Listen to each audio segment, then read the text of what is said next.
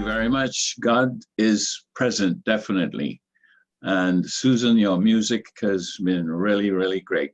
I just want to emphasize to those of you people who are here for the first time and have not been so familiar with the science of mind.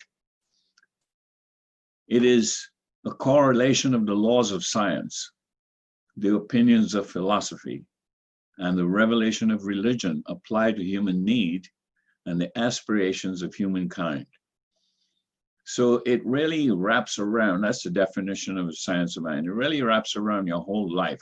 It's designed for you to be able to live a life of happiness, joy, peace, prosperity, success, and total satisfaction. The spirit involves and the law evolves. That's a principle. The spirit gets the idea and the law makes it happen. You know, Holmes says that the only way intelligence can move is by an interior movement. What does that mean? It means that God works from the inside out, the interior. If you have a thought, that's inside, that's interior.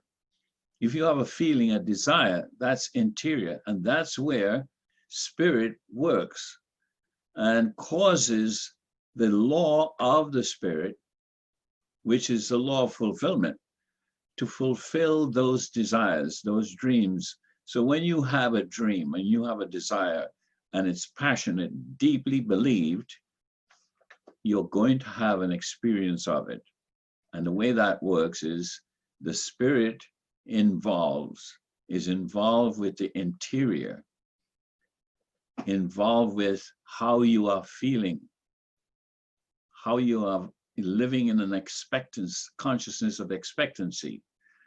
And then it evolves. The evolution is the experience, the manifestation, the demonstration, if you will, of that.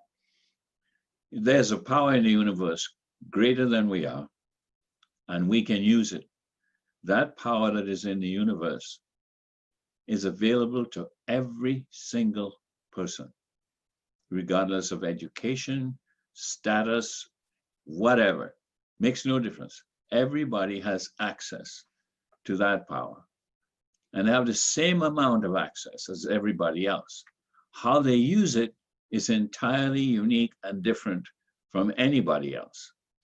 So no two of us are getting exactly the same results, but we are having the same process.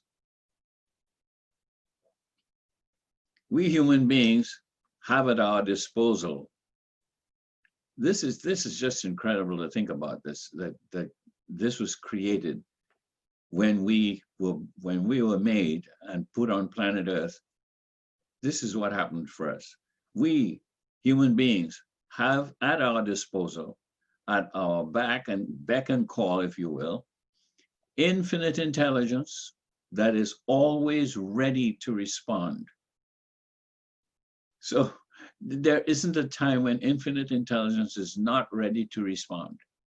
It is always ready to respond. This powerful presence is here available to us. Love, unconditional love, infinite wisdom, imagination, and the power to think allows us to use these powers. This is God responding to all those interior feelings and thoughts and imaginations that you have. And the response is to bring it into manifestation. So what is our responsibility? Since this happens automatically for us, our responsibility is to choose the right way of thinking. Choose to think of joy and peace and happiness and good health and good relationships and prosperity in your life. Think about those. And you know what? You're going to live that way. It's going to manifest in your life that way. So God doesn't do it for us. It does it as a response to what we said we want to happen. This is how God is engaged in your life. Our topic today is, how is God engaged in your life? God is engaged when you become engaged in your life. God becomes engaged in your life. Because the Spirit, God the Spirit, is always waiting for you to make a move internally, because it begins on the inside. God responds to those and make us a self-fulfilling human being. Now, a lot of us don't feel like we are self-fulfilling because what we wish for isn't showing up. Well, that's because we forgot that we automatically went in a way that we don't want to experience, like fear, like unhappiness, like thinking about sorrow all the time. What begins to manifest becomes sorrowful. So we are human beings made in the image and likeness of God.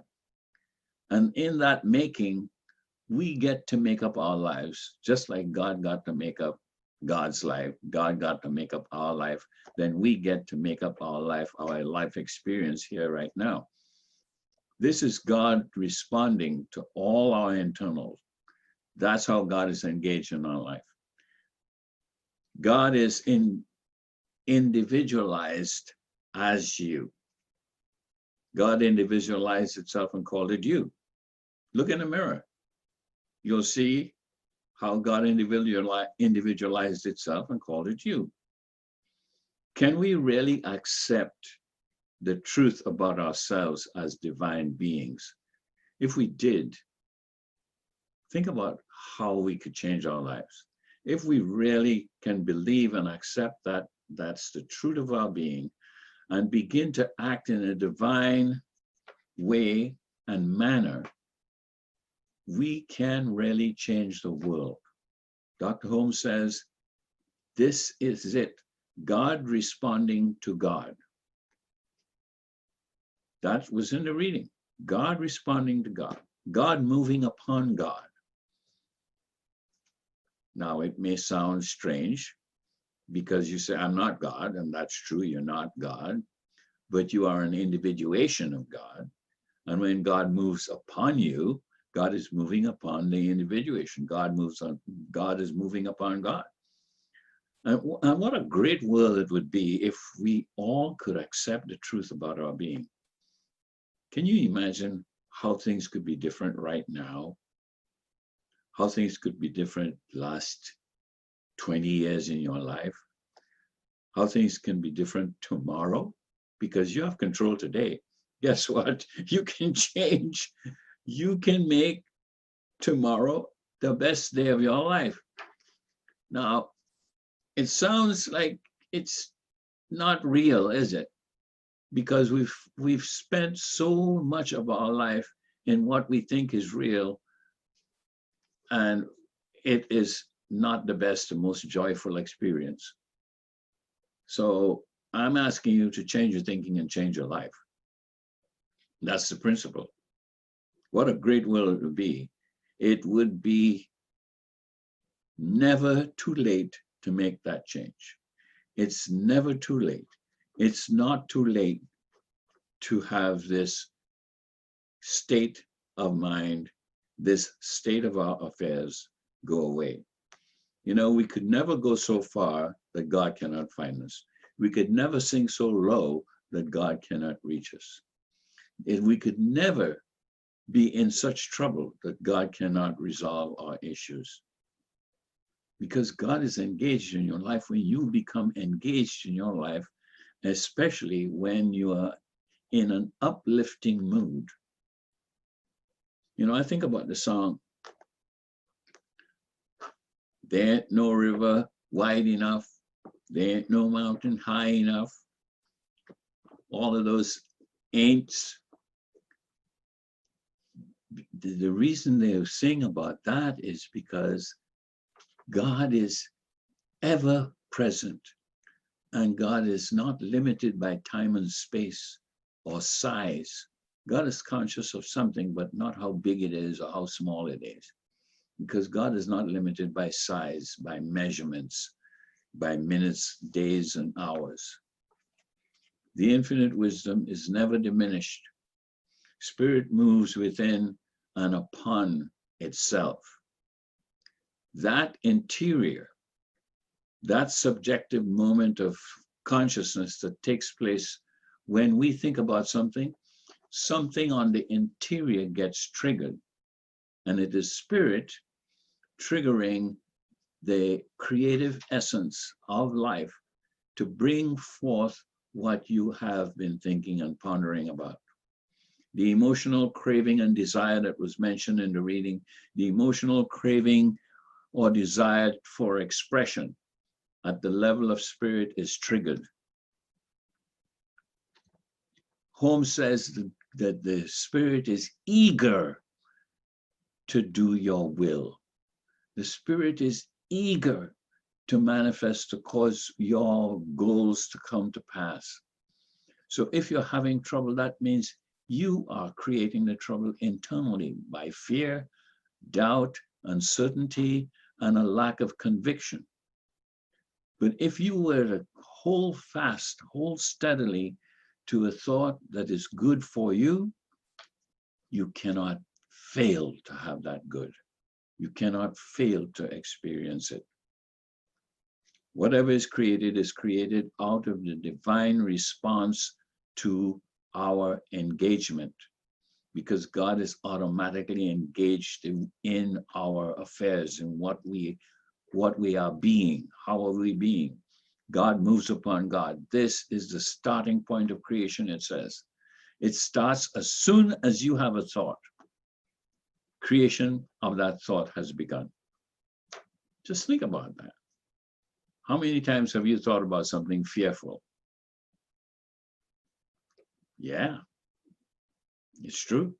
How many times you thought about something that is kind of scary for you to think about going through? You are starting that creation. Because spirit is internally waiting, eager to fulfill your desire. That's how God is engaged. God is engaged all the time. God doesn't take time off, doesn't get extra pay for extra work. God doesn't have to rest. God doesn't have any needs except to fulfill your desires, your needs. Spirit will step in as soon as we have something triggered in our minds. The law will be activated. God becomes engaged with your project.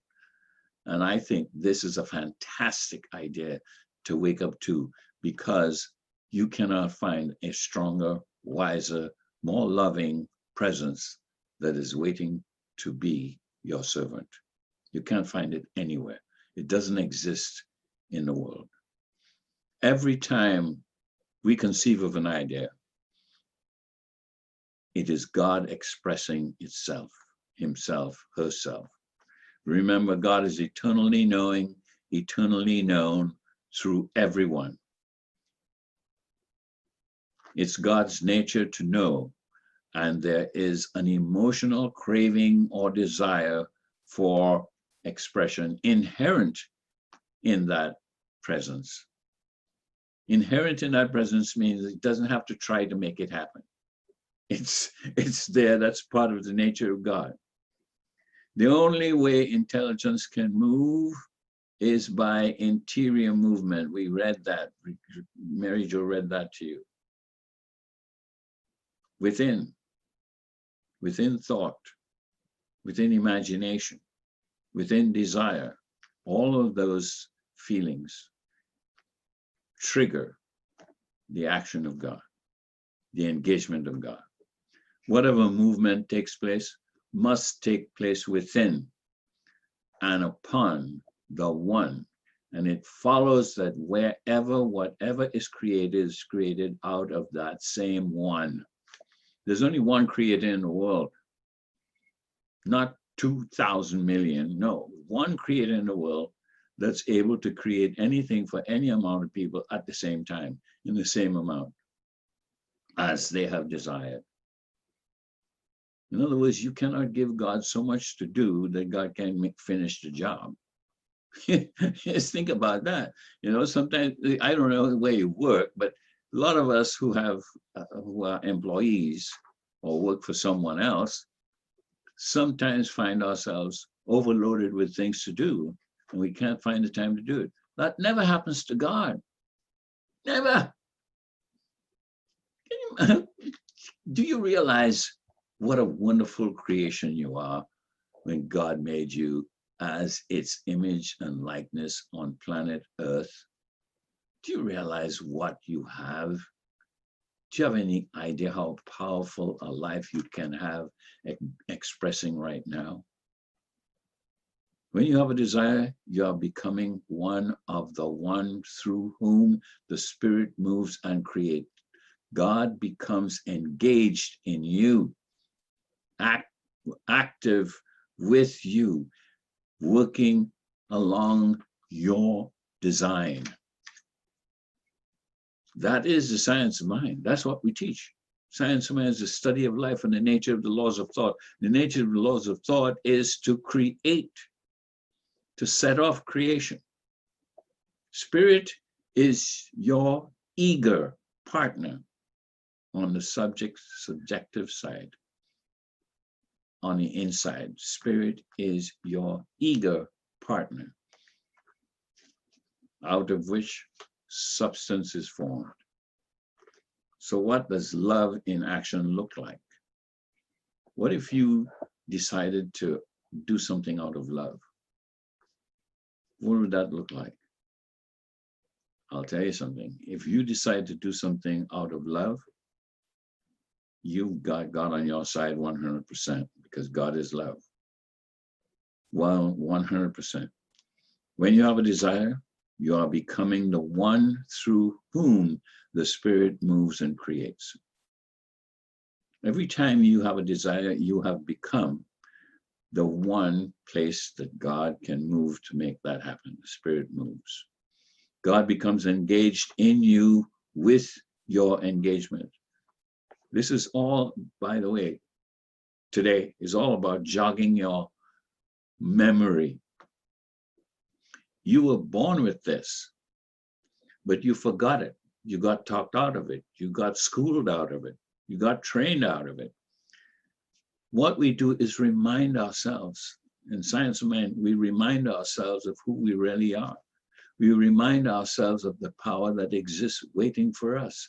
We remind ourselves that there's an eager creative power of life and spirit that is infinite in its power, unconditional in its love, and infinite in its knowledge. We can't miss.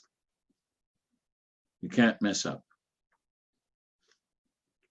So what we have to do is become a conduit for the flow of goodness, whether it be love, charitable, whatever behavior, whatever you try to do out of love, you become a conduit for God to express, for the flow of God, for the flow of good, for the flow of spirit to manifest through your life. And you know what? You'll never be happier. You will never be happier. It doesn't matter what things you think you need externally to make you happy. You are mistaken. Happiness is something that can come from inside, just like God's spirit can only begin from inside out. And that's the way God works. God doesn't do anything for us. God does everything through us. And through us means it starts from inside of us to be expressed outside of us. Does that help you? All right. I'm glad you were able to listen to this. I'm glad you were able to absorb some of this. And if you want to hear it again, it's recorded. You can always find a way to get a refresh course, because the divine has given us the ability to record things, not only in our brains, but on mechanical things that we can turn on and turn off. So let's close your eyes. And I want you to think about something that you would like to have Spirit working on for you right now.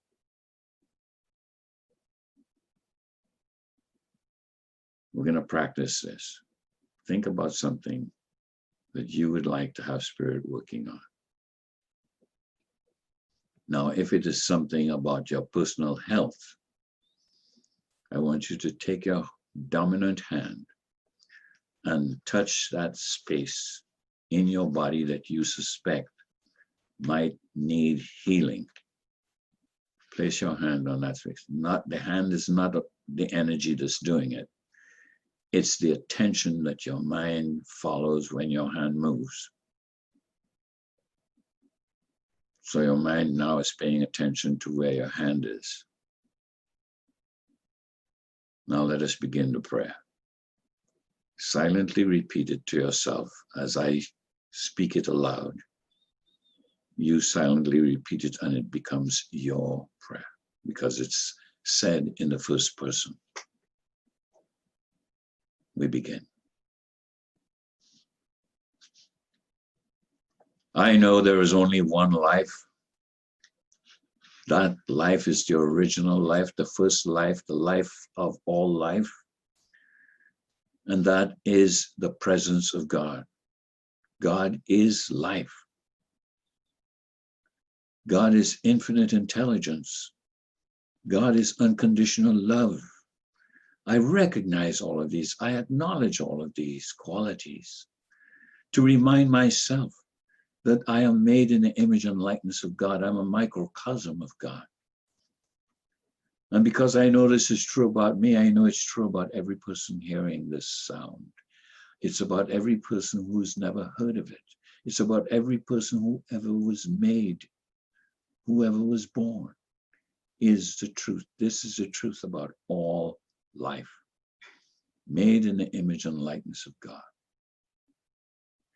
Now, because this is true about me and about us, I have the ability to speak my word out of my inner knowing that Spirit is eager to follow my thought and to create for me the life I desire.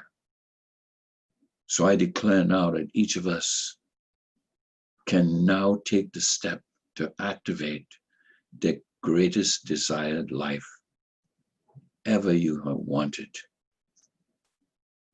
I give thanks for the power of this concept, these words, this thought, and this powerful prayer right now that can trigger a whole new life for everyone.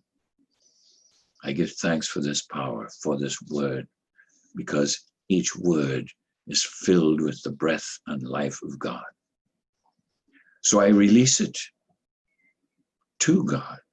I release it to the law, the Spirit that activates the law, that makes this happen. I turn it over.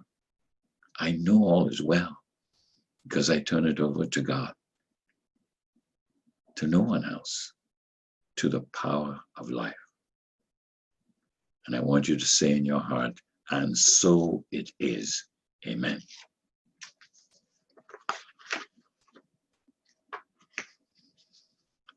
So I want you to take time to muse. I have 10 things I want to suggest to you. The first is take time to muse.